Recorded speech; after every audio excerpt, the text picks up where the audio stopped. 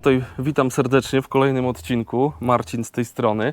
Ja dopiero co skończyłem tutaj, wyszedłem od kapitana Tadeusza Lutaka, a już przyjechał tutaj kolega gazem i jedziemy gdzie? Do...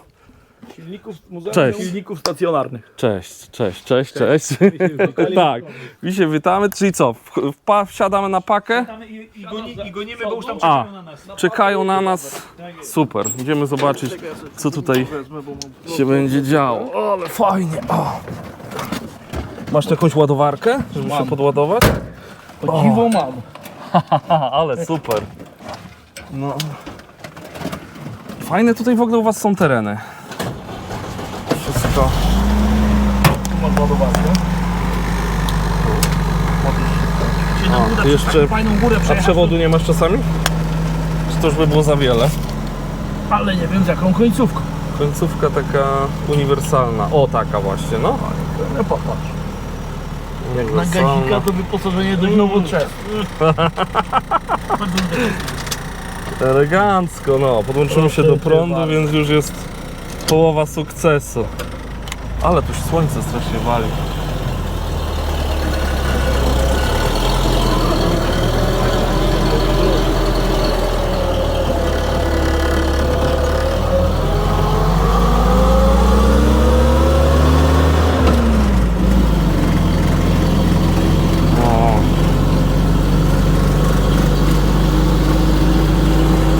Z którego roku to jest gaz? 63. 63. O, 1 lat.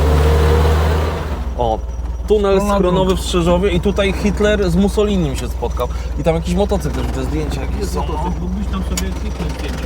No, ja czekaj, tu wyjdę szybko. Kabel. Podłączę się tu. No słuchajcie, tutaj są takie miejsca. Są takie miejsca, że tunel schron kolejowy dla pociągu sztabowego.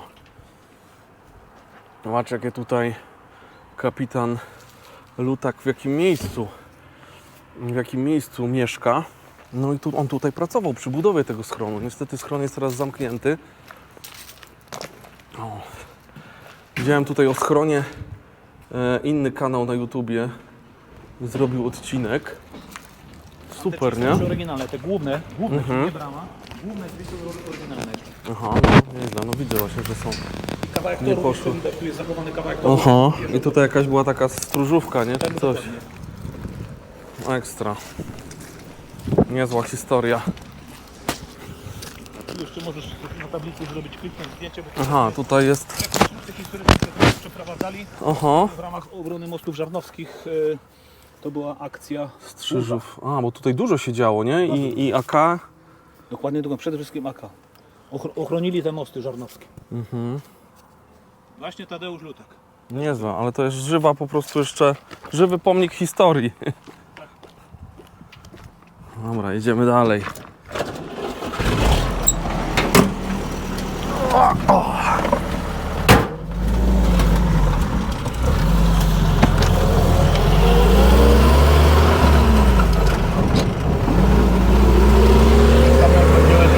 Zajedzie i tak stoimy i tak czekamy, bo są lampy. Aha, bo tu jest to działo, tak? Tu jest tu tylko zarośnięto, to nie ma się tu czym chyba Robert chwalić za bardzo. No to No. nie zajeżdżaj. No jest tylko działo, ja słyszałem, że postawili je po prostu w drugą tą. Ale tu jest opis, jakbyś sobie zdjęcie zrobił, to mógłbyś poczytać co, bo tu jest wzmianka historyczna. To jest oryginalny most, Miejsce który został... walk o żarnowskie mosty.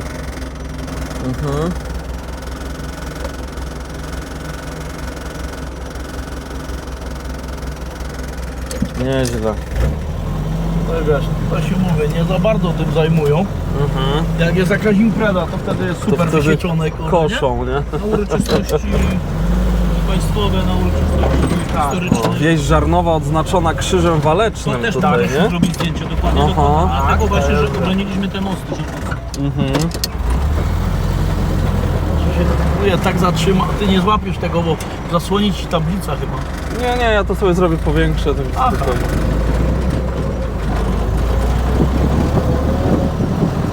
Zobaczymy, o.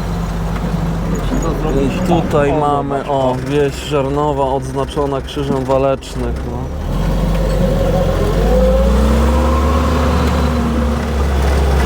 co? I prawo. Nie no, ale rewelacja. No jest... Ale tu będzie zaraz asfalt. No i będzie zaraz Szukamy asfaltu. Na razie kurzy, dymi.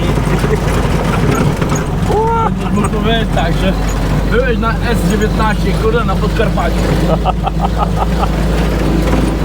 W lewo do drogi. I do drogi trzeba prosto. I mamy asfalt. I w prawo. Kurwa, kura. Ale przeprawa. I ty masz tu na pacę najlepiej, nie?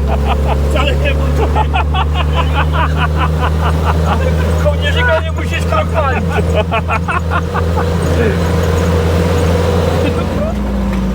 Jedź powoli, nie. Jesteśmy, no. Fajny mural. Dobra, jakiś ciągnik sam.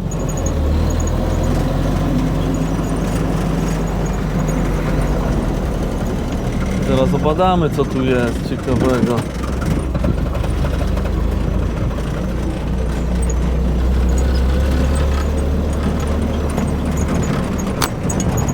Muzeum Silników Stacjonarnych i Techniki Rolniczej w Konieczkowej. O, jesteśmy. Ale super przejażdżka. Rewelacja. Takim gazikiem pociskać. Idziemy do właściciela. Czy jest właściciel? Ja tu zobaczę, tu jakieś potężne silniki są. O matko. Niektóre odpalają i robią pokazówki. Tak? Tak. To w środku jest tu najwięcej tego wszystkiego. O, zaraz zobaczymy. Dzień dobry, dzień dobry, dzień dobry. O, witam. Cześć, cześć, Marcin, cześć. Krzysztof to jest serwus. Krzysztof to jest wnuk kapitana Lutaka. Tak? Dopiero Też? co od niego Aha, wracamy. o To proszę, jest główny no. gospodarz tego domu, z którego nas dopiero co wybudził. A, bo tak, ty miałeś tu dojechać jakoś, nie? Chyba coś. Tak, bo jechałem z Rzeszowa, mówię, to już nie zdążę, Janek. Super. Pytaj Grzegorza. Czy Co tu chcecie, możemy żeby zobaczyć zaprowadzić właśnie? Tutaj potem po muzeum cokolwiek. No, możesz ile coś czasu opowiedzieć. macie i- Chwilę mamy. Bo tu z motocyklami nic nie chyba nie wszystkie. No, coś tam nawiążemy do motocykli. Jakiś stacjonarny silnik motocyklowy. Nie ma problemu, także tutaj tematy są wspólne tutaj, no i korzenie wspólne przede wszystkim. Czyli Fajne jest to- stare reklamy, że są. Jest to nowum, tak? Tak.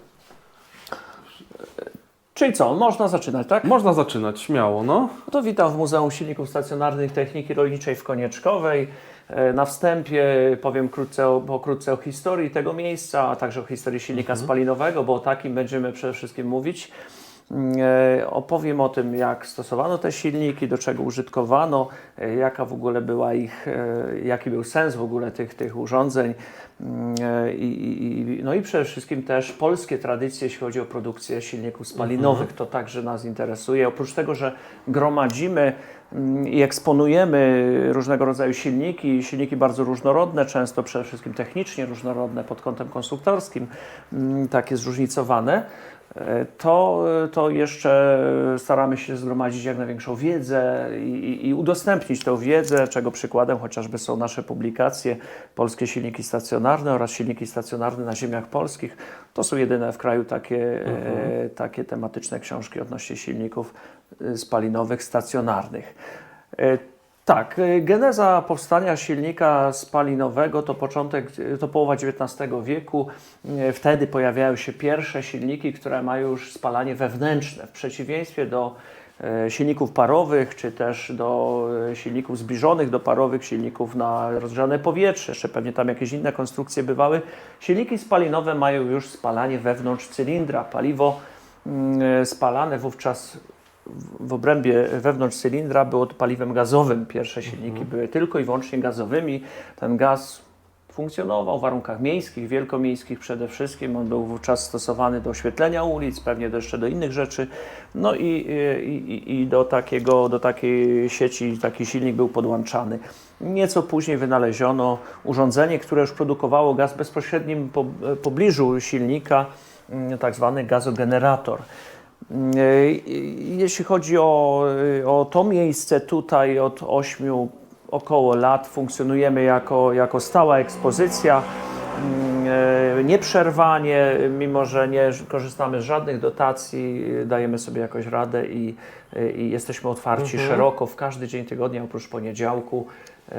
Poniedziałek odpoczyn. Poniedziałek odpoczynek, poniedzieli przede wszystkim, która jest zasadniczym dniem zwiedzania i taką najbardziej popularną. Możemy wejść już żeby tak, tutaj nie... ale No, ja bym czy jeszcze chcesz opowiedzieć tutaj? chciał powiedzieć, no, zwrócę uwagę przede wszystkim na takie perełki jak silnik Sterlinga, silnik na rozgrzane powietrze, on bardzo niedawno się tutaj pojawił. To jest silnik, którego konstrukcja powstała na początku XIX wieku jako alternatywa dla maszyn parowych. Te maszyny parowe były oczywiście bardzo dobrymi urządzeniami, ale no nieodpowiednio użytkowane, z nieodpowiednich materiałów, często już zużytych, jak bywały także niebezpieczne. Natomiast silnik na rozgrzane powietrze, tak zwany silnik Sterlinga, był urządzeniem bezpiecznym. Tutaj jego sposób działania polega na tym, że podgrzewa się gorący tłok, gorący cylinder, natomiast pomiędzy tym gorącym cylindrem a tak zwanym zimnym cylindrem znajduje się tam przestrzeń powietrzna, przewód, w którym pracuje powietrze. To powietrze pod wpływem tej temperatury rozgrzewającej dolny cylinder się zachowuje tak, że stanowi jak gdyby taką siłę napędową dla silnika. Oczywiście silnik trzeba wprawić w ruch po prostu takim delikatnym obrotem. Tak, niewielkiej mocy jest to urządzenie, ale nie jest to zabawka. Podobnie jak wszystkie pozostałe nasze silniki służyły do pracy. Tutaj różne to zastosowanie było, ale przede wszystkim były to jakieś obracające się reklamy mające przyciągnąć uwagę na przykład na witrynach sklepowych, czy też urządzenia dentystyczne, bo to jest to urządzenie bezgłośne, niemalże bezpieczne, więc w takich warunkach bywało wykorzystywane, czy też urządzenia... Może jakieś maszyny do szycia też, nie? Czy raczej nie, bo to jest nieduża moc, tutaj pewnie w granicach ćwiartki konia będzie miało ten silnik, ale na przykład tej firmy, bo to jest to niemiecka firma Raab, wyprodukowała ten silnik w latach 1887-1904. Firma ta doposażała także takie urządzenia służące do odsłuchiwania muzyki, jakieś pianole, jakieś patefony pewnie były napędzane. Też najpierw trzeba najarać i wtedy słuchasz patefonu.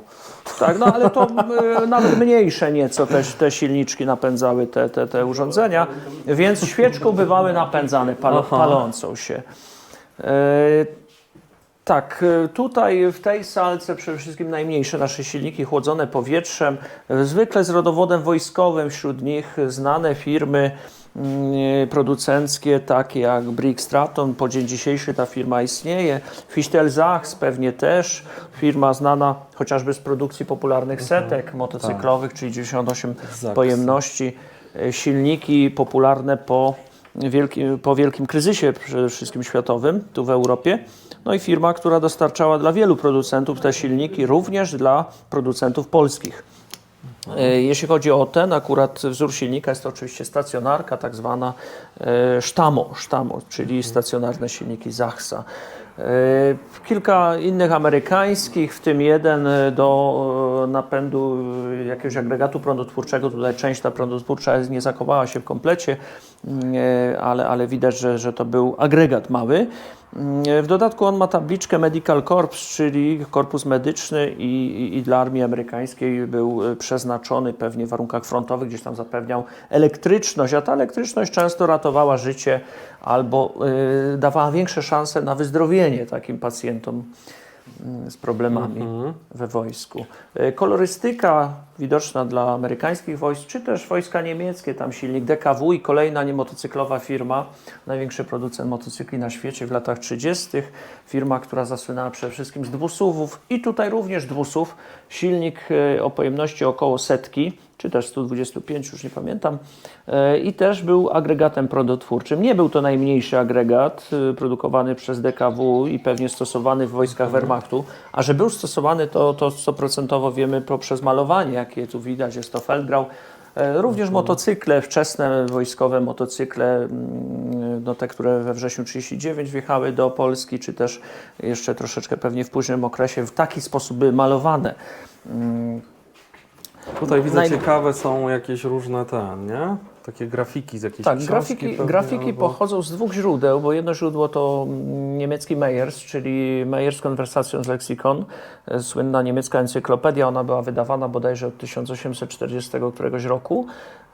Natomiast tutaj mamy grafiki z końca XIX wieku, dokładnie z 10 lat ostatnich tego stulecia.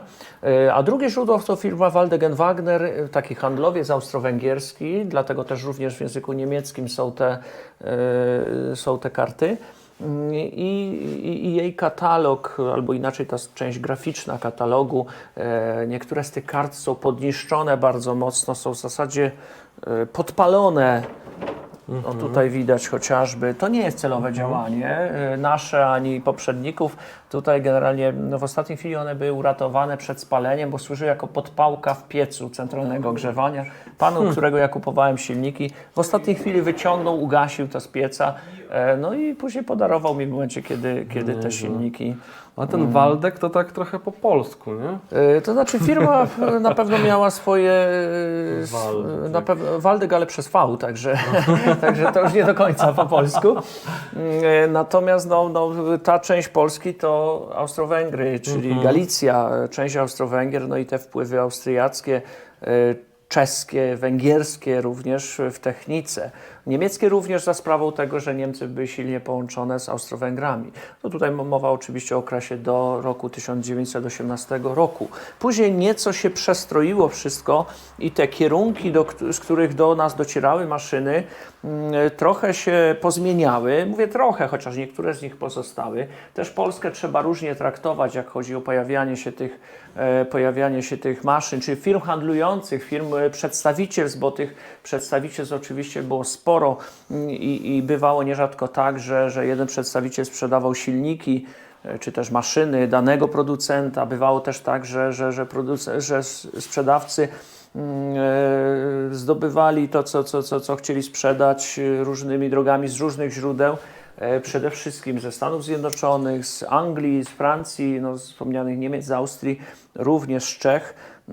No i wówczas sprzedawali już w formie takich składów, maszyn, narzędzi. Tak chociażby funkcjonowała Bronikowski-Grodzki-Wasilewski, firma, która miała kilka swoich przedstawicielstw w Polsce, przede wszystkim w dużych miastach: Poznań, Warszawa, Lwów. Należy się spodziewać, że większość tych maszyn, które przez tą firmę były sprzedane w naszym regionie, pochodziła z Lwowa, no bo tutaj było województwo lwowskie. Tak, zanim przejdziemy do głównej ekspozycji, jeszcze kilka słów o tych reklamach. Te reklamy zostały przysłane drogą pocztową do pani Julii Dobrzyńskiej, właścicielki Dworów Konieczkowej. Pani Julia była ziemianką, tutaj jako osoba stosunkowo majętna, niezbyt tak może bogata, natomiast jednak bardziej bogata niż większość osób zamieszkujących Konieczkowo, sąsiednie miejscowości, bo posiadała swój areał ziemny i była takim poważnym rolnikiem. Oczywiście nie pracowała sama, tylko pracowały za nią osoby, które najmowała. Oczywiście do niej jako do potencjalnego klienta przysyłano takie reklamy. Te reklamy, oprócz tego, że same w liście się znajdowały, bywały także kartki takie zwrotne, czasami mini katalogi, które już poszerzały temat, i też udawały możliwość korespondencji z firmą i zamówienia. Jeżeli to była duża maszyna, jeżeli dużą maszynę się zamawiały, zwykle korzystano z kolei jako transportu. Chociaż bywały także przypadki, że maszyny takie nie samojezdne, tylko przeciągane, takie jak lokomobila parowa, bywały przywożone drogą naziemną, przeciągane już zaprzęgiem. Takie przykłady także znam. Tutaj widzę, że ten ugniatacz podglebia ciężkiej budowy ciekawie wygląda. Że takie, To znaczy, to jest tak zwany walec Campbella. Tak, to? To jest tak zwany walec Campbella. Tutaj niejednokrotnie jest to mylone z jakąś broną talerzową, ale tu chodzi generalnie o urządzenie, które przyspiesza zasiew. Chodzi o przygotowanie gleby do zasiewu. I wszystko jest to związane z tym, żeby po prostu gleba poniekąd się zagęściła, bo jeżeli by tego nie zrobić, nie odczekać, u nas czekano, dziadek mój na przykład czekał ileś tam na zasiew po przygotowaniu gleby, bo jeżeli by nie poczekał, to po prostu roślinki by się oberwałyby im korzonki prawdopodobnie i większość z nich by nie przeżyła. Umdlała. O, dokładnie. Zwracam uwagę na przykład na taką rzecz. Pierwszy czteroosobowy silnik produkowany seryjnie wyglądał tak. Jest to silnik, o ten tutaj, bo to jest Etienne Lenoir, konstrukcja taka jeszcze wcześniejsza. Natomiast tutaj Nicolas Auguzotto zbudował taki silnik i zaczął jego produkcję, opatentował w roku 1878, uzyskał prawa patentowe i zaczął go produkować w założonej przez siebie firmie Deutz. I to ta firma jest do tej pory istnieje, ona jest najbardziej znanym producentem silników spalinowych, najstarszym zresztą na świecie. Otto ją założył wraz z Eugenem Langenem.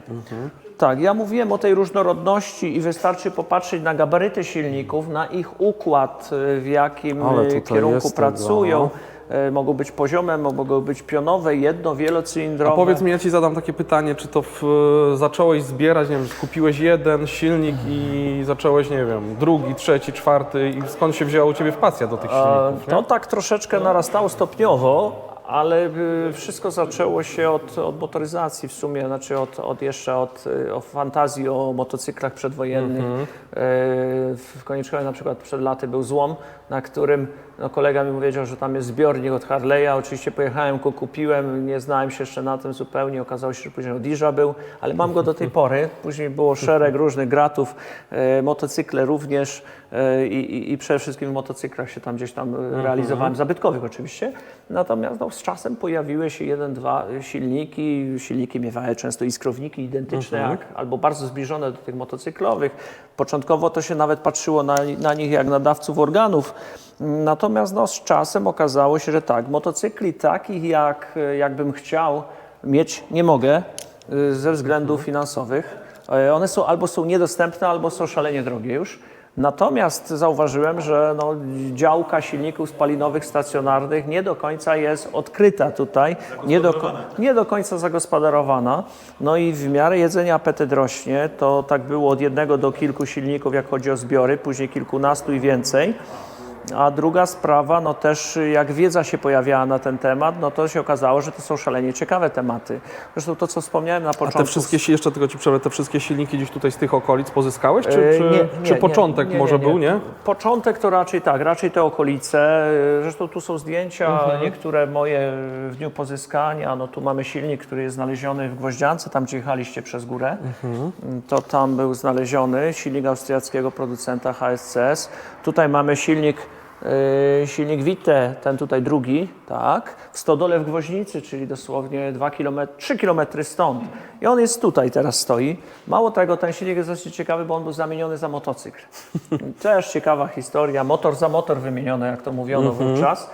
Pani właścicielka z mężem pojechała motocyklem marki Triumph. Dziś nie wiem, jaki to był Triumph, czy to był Niemiec, prawdopodobnie niemiecki Triumph. Pojechali na jakiś odpust do pobliskiego klasztoru, i wywrócili się, gdzieś podeszły, że drogi nie były dobre wówczas. Ona sobie złamała rękę, on się poturbował, postanowili motocykl sprzedać. A że trafił się ktoś, kto posiadał silnik, a oni posiadali motocykl, on chciał motocykl, oni chcieli silnik, doszło do wymiany. Także takie przekazy były. Mnie się po wielu zabiegach udało ten silnik kupić. A silnik jest dla nas szczególny chociażby dlatego, że ma tabliczkę sprzedawcy wspomnianego już Bronikowski, Grodzki, Wasilewski. Proponuję spojrzeć na tą tabliczkę, bo tam jest bardzo ciekawa reklama oleju u samego dołu. Proponuję przeczytać. Tak, troszkę ciemno, ale proponuję spojrzeć. Bronikowski, Grodzki, Wasilewski, tak, Warszawa Senatorska, Lwów Romanowicza, Poznań Pocztowa. Silnik Witte smarować, silnik Gargoyle Mobile Oil. Firma Vacuum Oil Company. Do nabycia we wszystkich miejscowościach świata. To ciekawe hasło. Nie spotykałem teraz. Również na silnikach polskiej produkcji takie tabliczki bywały. Właśnie Bronikowski je zamieszczał i tak samo tym olejem proponował smarować. Jeszcze wracając do tego, gdzie były pozyskiwane, oczywiście najbardziej cenne dla nas są nie tylko te silniki perełki kolekcjonerskie, a mamy ich sporo, tylko te silniki, które tutaj z tą naszą gospodarką, z naszą historią tutaj są najdłużej związane. Zwykle to było tak, że one jako nowe były sprzedawane, przywożone przez przedstawicielstwa, sprzedawane tutaj i użytkowane.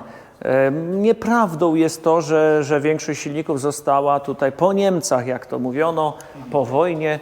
Tutaj akurat Niemcy odwrotną rolę raczej przyjęli, raczej odwrotnie to bywało, raczej po nich to raczej wywozili, niszczyli.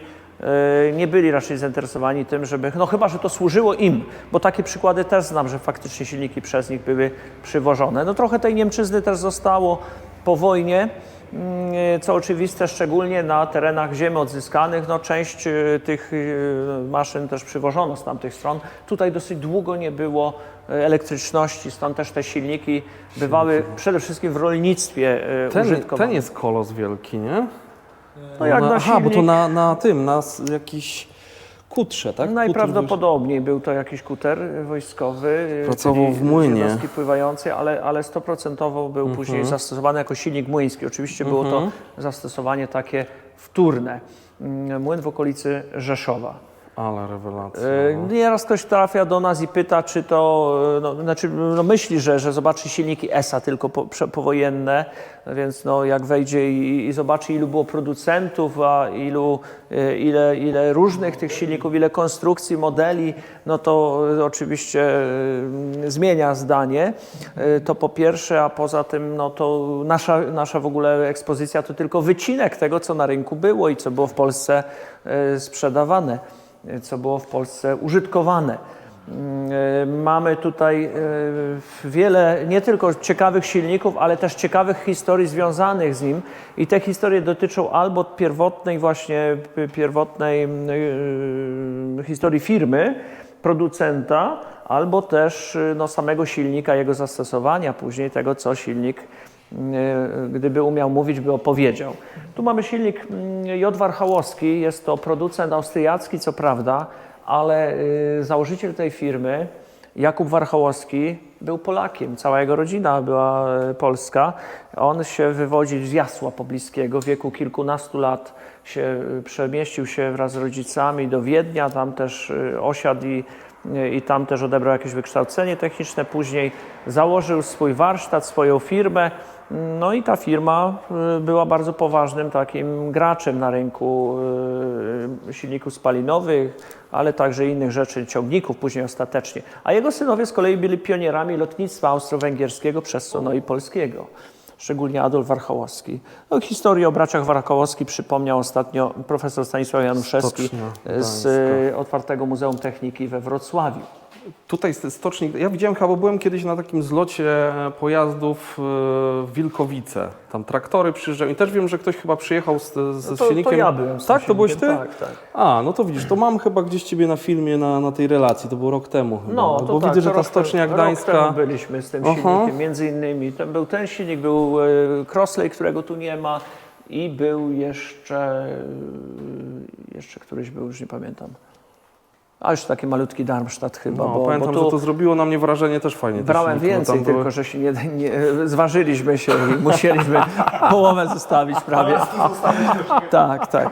My co roku organizujemy imprezę pod nazwą Urodziny Silnika już od 3 lat i w tym roku taka impreza również się odbyła. Co roku akcentujemy inny silnik, inną historię. W tym roku takim solenizantem był ten silnik, który pochodzi z Wielkopolski. Ty jesteś gdzieś z tamtych rejonów? Dolnośląskie, no ale prawie. Aha, Babcia była z Wielkopolski. Rozumiem. No to tutaj mamy obecne województwo lubuskie, bo jeśli chodzi o producenta, bo Gorzów Wielkopolski. Natomiast silnik, wtedy to był Landsberg am Warte, oczywiście, wtedy go wyprodukowano, silnik sprzed I wojny światowej. Natomiast jest to maszyna znaleziona w okolicy Śremu, dokładnie na granicy prawie Śremu, miejscowość Binkowo. To jest ten, co wycina. Tak. A, on był Są gdzieś zdjęcia wrośnięty, tutaj. był, tak? Także tutaj po prawej stronie.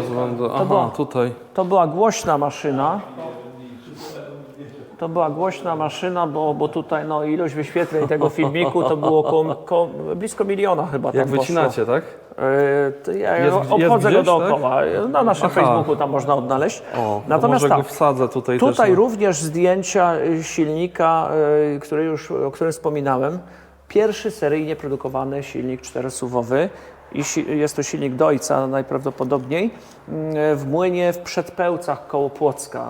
Ubiegłorocznej jesieni wydobywaliśmy szczątki tego silnika i prawdopodobnie jest to najstarszy silnik spalinowy w Polsce. Oczywiście nie jest kompletny.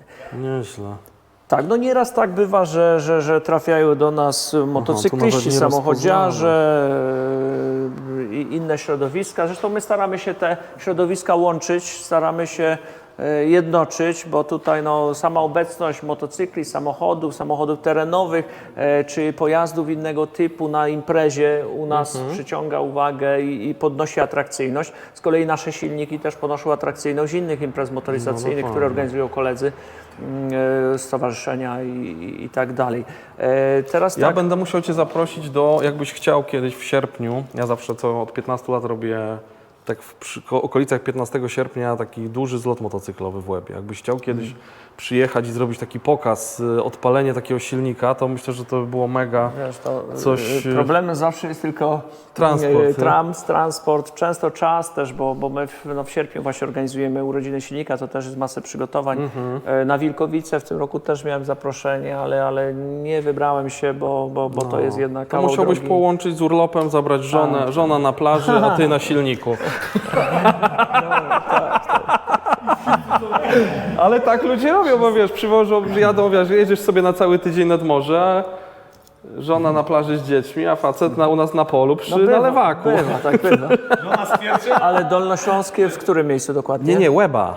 Aha, Nad na morzem. Łebie, no. Łeba nad morzem. To masz Ustka, nie? To blisko Gdańska. Wracając do Zostawię naszych ci, no. zbiorów, mamy też ciekawą kolekcję polskich silników, polskich maszyn.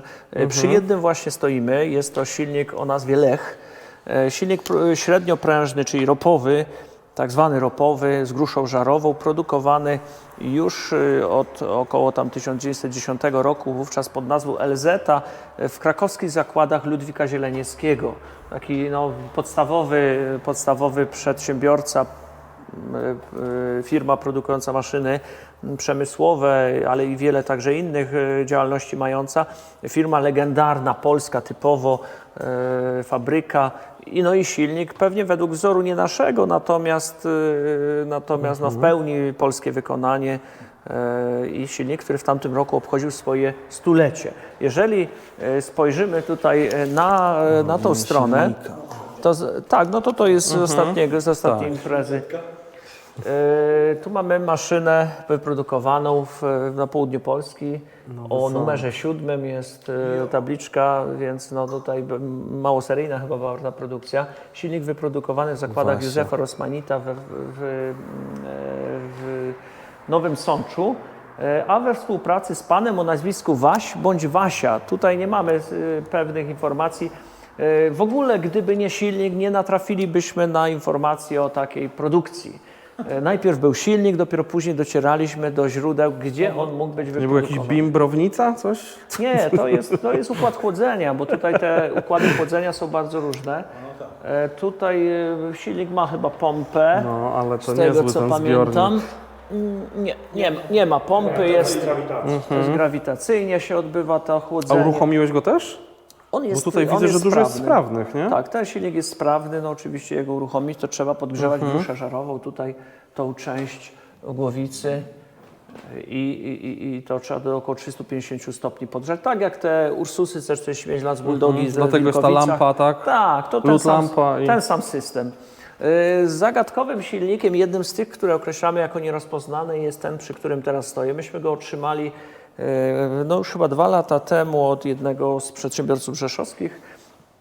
Po zwiedzeniu naszego muzeum przyznał się, że ma taki silnik i no, nam może go podarować. Podarował nam, myśmy go troszeczkę już tam doposażyli, ale jego pełne uruchomienie będzie kłopotliwe, bo brakuje elementów jeszcze takich trudnych do nabycia, chociażby iskrownik niskonapięciowy, zrywkowy, więc tutaj trudno odtwarzalny, tak, jest ten silnik, więc musimy... Do dobrego miejsca trafił na pewno, nie? No, znaczy tu bywa oglądany. Mało tego, myśmy mieli go na wystawie w Besku, Bieszczadzka Brama. No i tam podszedł do nas pan, który zobaczył tutaj te odlewy na tym silniku i mówi, on te odlewy robił, wykonywał. Starszy pan mówi, że jako uczeń na warsztatach szkolnych coś takiego odlewano. No tak twierdził. Jest to bardzo prawdopodobne, bo te odlewy nie należą do takich najwspanialszych, jak widać, więc mógł się ktoś tam jeszcze uczyć, eksperymentować. Natomiast jego powstanie pewnie można wiązać z gorlicką fabryką, gorlickimi zakładami mechanicznymi, z tym, że nie tymi typowo naftowymi, natomiast zakładami mechanicznymi Zygmunta Kamińskiego, taki jeden z zakładów produkujących silniki spalinowe w Gorlicach. Po drugi to Rydarowski Gorlice, o którym za chwilę powiem. Motor polski. Motor polski, Żnin Wielkopolski wówczas, obecnie Kujawsko-Pomorskie. Silnik pięknie odtworzony przez moich kolegów, zresztą to jest ich silnik, kolekcjonerów z Małopolski. Też typowo rolniczy region i w 1920 roku po I wojnie światowej powstaje fabryka w tym regionie, w Żninie, powstaje fabryka przeznaczona do produkcji takich motorów. Zwykle w tej postaci na stanicach do przeciągania z miejsca na miejsce takie silniki wypuszczano na rynek. Te stanice oczywiście są odtworzone, one nie są oryginalne, a ten silnik pochodzi z roku 1922, więc łatwo policzyć, że 2 lata temu ponad miał swoje 100-lecie. No i kolejna polska fabryka, tym razem jest to Karol Ochsner i Syn. Fabryka nowoczesnych pomp i silników. Tak brzmi tabliczka w niektórych wypadkach, szczególnie na tym dieslu. Firma uzyskała w latach 30. licencję na produkcję silników spalinowych od firmy Schlitter, niemieckiego producenta, znanego zresztą na rynku, bardzo dobrego, cenionego. No i ten silnik najprawdopodobniej był wyprodukowany tylko w bardzo nielicznych, bardzo niewielkich ilościach. Nawet mowa o kilku sztukach. To, że w ogóle ten się zachował, to jest ewenement, jest jedynym znanym takim. A tabliczka znamionowa, jeżeli podświecisz sobie, to zobaczysz, że mówi, że jest to patent kogoś bardzo znanego. O, patent doktora Porsche. Tak, czyli mamy Porsche. Jak ktoś pyta, to mamy Porsche. Jest Porsche w Konieczkowej. Ogólnie z polskimi fabrykami po II wojnie światowej już bywało tak, że one powstawały niejednokrotnie na gruzach tego, co przed wojną było, czy to polskie, czy to niemieckie. Tak było w Gorzowie Wielkopolskim. Zakłady mechaniczne Gorzów Wielkopolskim powstały w zasadzie na gruzach fabryki C. Jene, Karla Jene z Gorzowa, z Landsberg am Warthe. Z kolei Karol Ochsner i Syn to fabryka, na której po wojnie zbudowano, tam WSM chyba się to nazywało na początku, później Bielsko, później było to już FSM.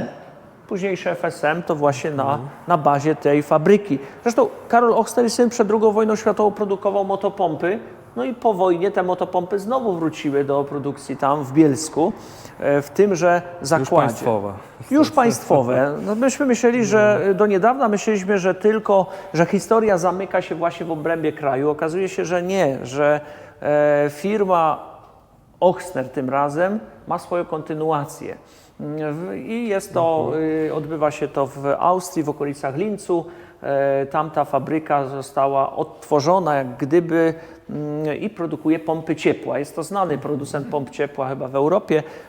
Jeden z kierowników tej firmy, kierowników odpowiedzialnych za sprzedaż tej firmy, był tutaj u nas 2 lata temu z racji tego, że firma obchodziła swoje 150-lecie, no i był sfotografować przede wszystkim te zachowane silniki, a także nabyć naszą publikację, w której i tam materiały uzyskać do historii swojej fabryki.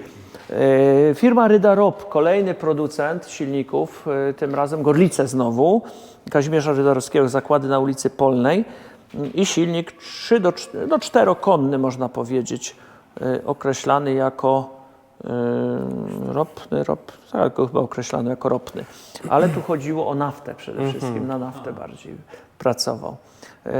Tak, to jest jeden z silników, który określiliśmy jako nierozpoznany jeszcze w naszej pierwszej książce, ujęliśmy w ostatnim rozdziale jako nierozpoznane, co do których mieliśmy przypuszczenie, że są produkcji polskiej.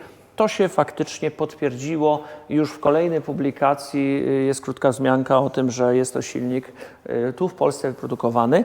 Gdyśmy go zamieścili na naszej stronie, na Facebooku, gdzieś tam w materiałach, filmik z nimi, poddaliśmy tak pod pytanie, można powiedzieć, tych obserwujących nas osób, no to tam się odezwali się między innymi tam kolekcjonerzy amerykańscy, którzy sugerowali, że to może być jakaś odmiana silnika Fairbanks, typ Z, że jest bardzo zbliżony. No i faktycznie jest, ale historia jest tego rodzaju, że Kazimierz Żydarowski po prostu w Stanach był, tam pracował i tam się tej technice przyglądnął i zbudował silnik, który no, był zbliżony do tego wzoru. Zresztą tak się czyniło od zawsze. W motocyklach również tak było. Każdy po wojnie naśladował dekawkę 125 pojemności DKW RT. Teraz Ci tylko przerwę, ale widziałem kiedyś na motobazarze w Łodzi, że taki znajomy przyjeżdża, on chyba z Litwy i kiedyś przywiózł silnik taki elektryczny znaleziony tam w jakimś pałacu. On zresztą też miał silnik raz do Sokoła 600. Nie wiem, czy go widziałeś w Łodzi, czy nie?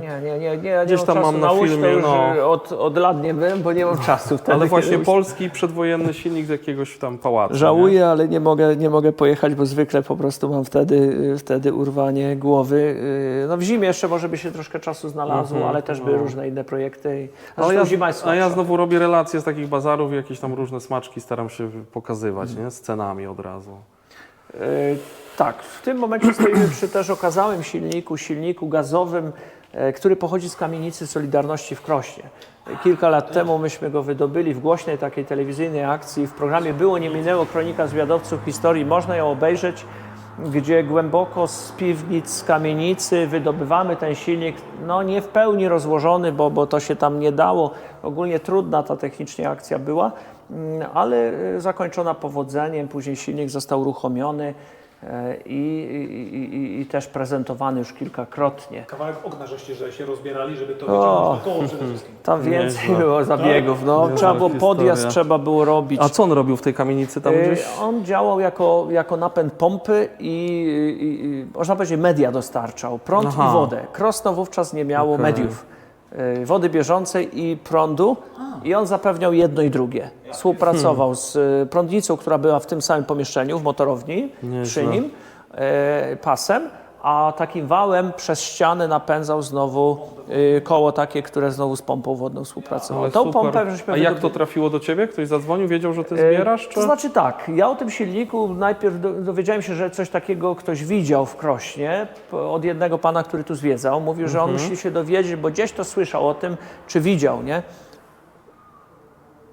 Silnik z podziemi znowu w Błaszowej skontaktował się z nami, że on wie, gdzie taki silnik był i prawdopodobnie tam jest. Okazało się, że właścicielem budynku jest Zarząd Regionu Solidarność w Krośnie i jako instytucja nasza, Fundacja Muzeum Silników, weszła we współpracę z Solidarnością i Solidarność przekazała nam ten silnik, myśmy go wydobyli wówczas, uruchomili, no i to taka, myślę, że taka pozytywna zarówno dla jednej, jak i jednego i drugiego środowiska akcja. Może zróbcie Ekstra. zakończenie, a później dogracie resztę. No, nie mamy 5% baterii, więc musimy jakoś to zrobić tak, żeby nie ucięło tu nam mamy- w połowie, wiesz, materiału. Tu mamy warsztat stylizowany oczywiście. Tutaj oczywiście warsztat miało kółko rolnicze, które tutaj funkcjonowało do niedawna, ale oczywiście to nie były to tak stare urządzenia, nie były to takie stare maszyny, czy też akcesoria. No i silniki te, które tutaj są także szczególne. Tu najstarszy oficjalnie nasz silnik, bo tu wiemy z całą pewnością, że silnik pochodzi z roku 1897. Wszelkie te akcesoria naprawdę zasługują na dłuższą chwilę zatrzymania się, poznania, ale no... I nie zapraszamy mamy na to oczywiście, czasu. nie? Tak, Zapraszamy, oczywiście. bo nam już się kończy bateria, kończy się czas i ja serdecznie chciałem zaprosić tutaj do Konieczkowej. Zostawię na pewno w opisie filmu jakiś link, namiary tutaj na to muzeum. Jak będziecie w okolicy, to naprawdę warto, bo tutaj można, myślę, że cały dzień posiedzieć i myślę, że jeszcze nie jedną historię byś nam opowiedział. Tak, no i oczywiście nie jest to tylko ta ekspozycja, bo jeszcze garaże zapełnione maszynami, silnikami, także ja to jeszcze muszę trochę maszyn spokojnie na zewnątrz, także baterii na pewno braknie. Robimy takiego kanapki do On będzie opowiadał. Że dużo było to zostawić, bo wiesz, No. blisko i fajnie. My już wracamy, tak, bo tam żeśmy cały dzień można spędzić tutaj w tym muzeum, ale bateria prawie padła, teraz się podłączyliśmy i lecimy i pewnie tam się, nie wiem, odezwę może w stodole i tak długi odcinek, także trzymajcie się, my lecimy dalej.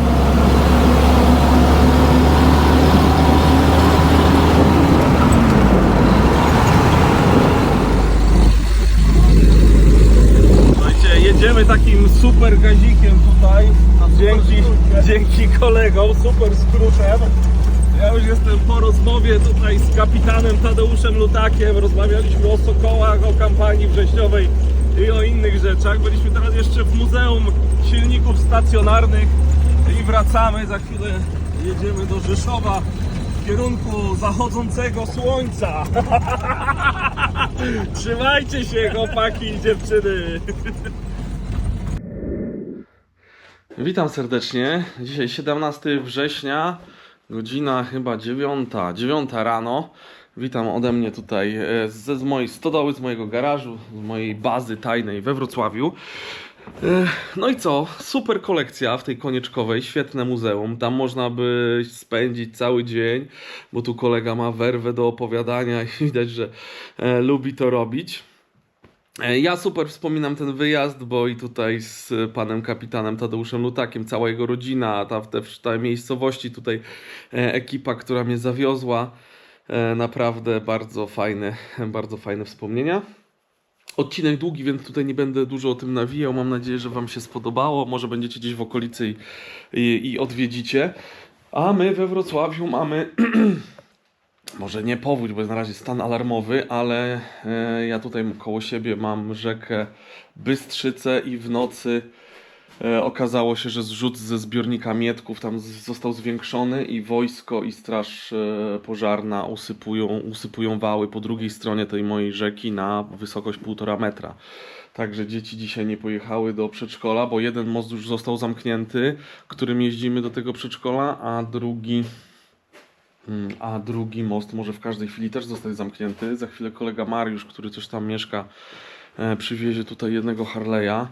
Wczoraj też tam poratowałem jednego z sąsiadów, który gdzieś tutaj się odezwał z osiedla, które może zostać podtopione czy zalane. I przyjechał też tutaj motocykl jego.